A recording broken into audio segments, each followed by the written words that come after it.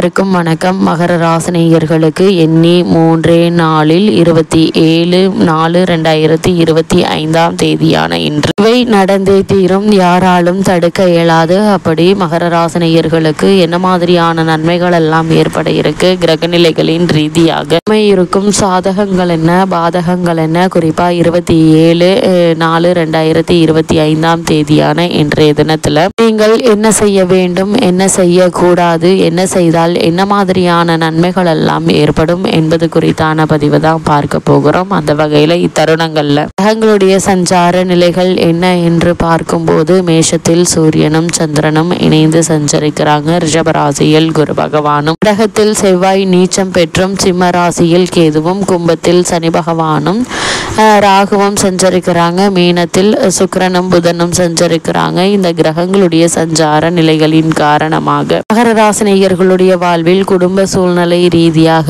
உத்தியோகம், தொழில், வியாபாரம், கலைத்துறை, அரசியல் துறை, மாணவ மாணவிகள், விவசாயத்துறையினர், பெண்மணிகள் என அனைவருக்குமே என்ன மாதிரியான நன்மைகள் எல்லாம் ஏற்பட இருக்கு என்பது குறித்தான முழுமையான பதிவு தான் இந்த வீடியோல நம்ம விரிவா பார்க்க போகிறோம். அந்த வகையில மகர ராசினியர்களை பொறுத்த வரைக்கும் இந்த 27/4/2025 தேதியான இன்றைய தினம் சித்திரை அமாவாசையாக கருதப்படுதுங்க. அதாவது இந்த புத்தாண்டான விஸ்வாவசு வருடத்தின் முதல் அமாவாசை இந்த சித்திரை மாத அமாவாசைங்க. இந்த சித்திரை மாத அமாவாசை எந்த தேதியில் வருகிறது, எப்போது தர்ப்பணம் செய்ய வேண்டும், அப்படி செய்வதன் மூலமாக என்ன மாதிரியான நன்மைகள் எல்லாம் ஏற்படும் என்று பார்க்கும்போது, இந்த சித்திரை மாதம் வரும் அமாவாசை தமிழ் மாதங்களின் அடிப்படையில் புத்தாண்டின் முதல் அமாவாசையாகுங்க.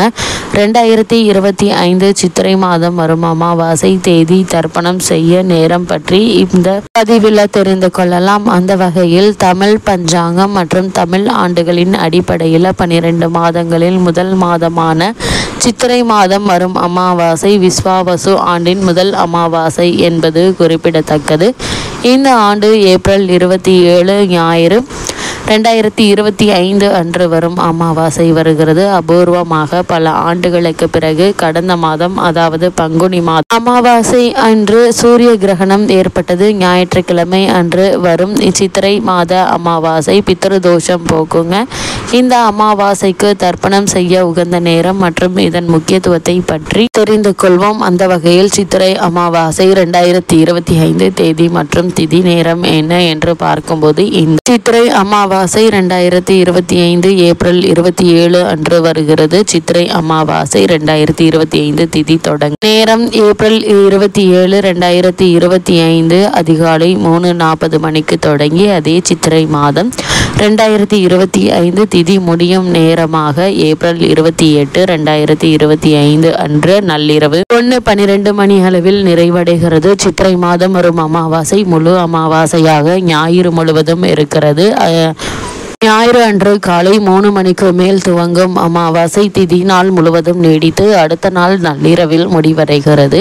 சித்திரை அமாவாசை தர்ப்பணம் செய்ய உகந்த நேரம் என்ன என்று பார்க்கும்போது, அமாவாசை திதி நாள் முழுவதும் நீடித்தாலும் கூட மதிய நேரத்திற்குள் தர்ப்பணம் செய்வது உகந்ததுங்க. எனவே மதியம் 12 மணிக்குள் சித்திரை அமாவாசைக்கான தர்ப்பணத்தை செய்து முடிக்கலாங்க. அது மட்டும் இல்லாம இந்த கிரகங்களின் பெயர்ச்சி மற்றும் ஒவ்வொரு ராசியில் சஞ்சரிக்கும் அடிப்படையில் சூரியன் மற்றும் சந்திரன் ஆகிய 2 ஒளி கிரகங்களுமே ஒரே ராசியில் ஒன்றாக சேரும் நாள்தான் அமாவாசை. எப்போதுமே சித்திரை மாதம் வரும் அமாவாசை மேச ராசியில் சூரியன் மற்றும் சந்திரன் ஒன்றாக இணையும் போது தோன்றும். அதாவது மேச ராசியில் செவ்வாயினுடைய வீட்டில் சூரியன் உச்சம் பெற்று சஞ்சரிக்கும் காலத்தில் சந்திரன் மேச ராசியில் பெயர்ச்சியாகும் போது சித்திரை அமாவாசை திதி தோன்றுகிறது. இந்த சூரியன் உச்சமடையும் சித்திரை ஞாயிறு அன்று வரும் அமாவாசை என்பதால் சூரிய உதய நேரத்தில் அமாவாசை தர்ப்பணம் செய்வது இன்னும் விசேஷமானதாகும். சித்திரை மாத அமாவாசை சூரியன் உச்சமடையும் மாதத்தில் வருவதால் இந்த மாதம் சூரியனுக்கு உகந்த தினமான ஞாயிறு அமாவாசை மிகவும் சிறப்பானதாக அமைகிறது. அந்த வகையில் மகர ராசினியர்களுக்கு இந்த சித்திரை அமாவாசையான இன்றைய தினத்துல மேலும் என்ன மாதிரியான நன்மைகள் எல்லாம் உங்களுடைய வாழ்வில் ஏற்பட இருக்கு என்று பார்க்கும்போது, இக்காலகட்டத்தை பொறுத்த வரைக்கும் உங்களுடைய ராசி அஷ்டமாதிபதியான சூரியன் மேஷத்தில் உச்சம் பெற்றிருக்கிறார். 5க்குரிய சுக்கிரனும் 9க்குரிய புதனும் இணைந்து இருப்பது யோகமான ஒரு அமைப்பு என்று தாங்க சொல்ல வேண்டும். இதனால் நீங்கள் எடுத்த காரியங்கள் அனைத்துமே வெற்றியை பெற்று தருங்க. இவ்வளவு நாட்களாக நீங்கள் மேற்கொண்ட அனைத்து விஷயங்களிலும் நல்ல ஒரு முன்னேற்றத்தை தற்போது நீங்கள் தாராளமாக எதிர்பார்க்கலாங்க. அது மட்டும் இல்லாம இக்காலகட்டத்தை பொறுத்த வரைக்கும் மகர ராசி நேயர்களுக்கு திருமண சம்பந்தமான முயற்சிகளை மேற்கொண்டு வரும் மகர ராசி நேயர்களுக்கு தடைபட்டு வந்த காரியங்கள் இப்போது தானாக நடைபெற இருக்குதுங்க. இருந்தாலும் கூட வரனை பற்றி விசாரித்து ஆராய்ந்து அதற்கு பிறகு வரனை நிச்சயிப்பது மிக மிக நல்லது என்பதை கிரக நிலைகள் மீண்டும் மீண்டும் அறிவுறுத்துதுங்க. அதோடு குருவினுடைய பார்வை ராசி பதிகிறது. அது மட்டும் இல்லாமல் இத்தருணங்கள்ல குரு சுக்கிர பரிவர்த்தனை யோகமாக இருக்கிறது. எண்ணங்கள் பலிக்குங்க, விளைவும் சாதகமாக இருக்கும். அதே போல கணவன் மனைவிக்குள் ஏற்பட்டு வந்த சண்டை சச்சரவுகள் அபிப்பிராய பேதங்கள் நீங்கி அன்பும் அந்யோன்யமும் அதிகரிக்க இருக்குதுங்க. நிச்சயம் நீங்கள் எதிர்பார்த்த வெற்றி கிடைக்க இருக்குதுங்க. எதிர்பாராத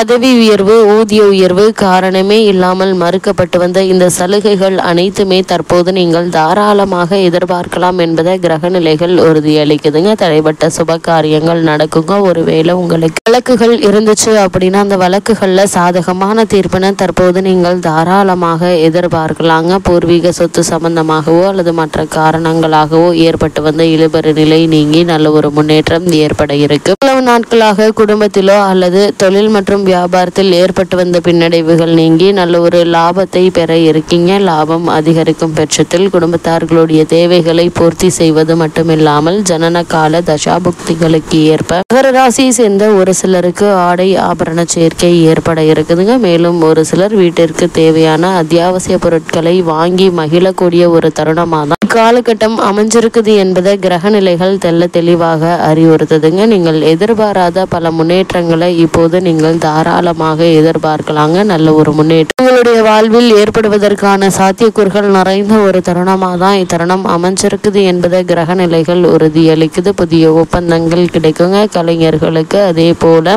குடும்ப ராசியில் அமர்ந்திருக்கும் சனியை பாதகாதிபதியான செவ்வாய் பார்வையிடுவது சிக்கல் மயமானது அல்லங்க. எந்த ஒரு சிறு பிரச்சனைக்கும் உடனடியாக கவனித்து மருத்துவர்களிடம் தீர்வு காண்பது அவசியம். சிறு உடல் உபாதை என்றாலும் கூட உடனே மருத்துவரிடம் அணுகி அதற்கான சிகிச்சை எடுத்துக்கொள்வது தேவையில்லாத பிரச்சனைகள் ஏற்படாமல் இருக்க உதவிகரமாக இருக்குங்க.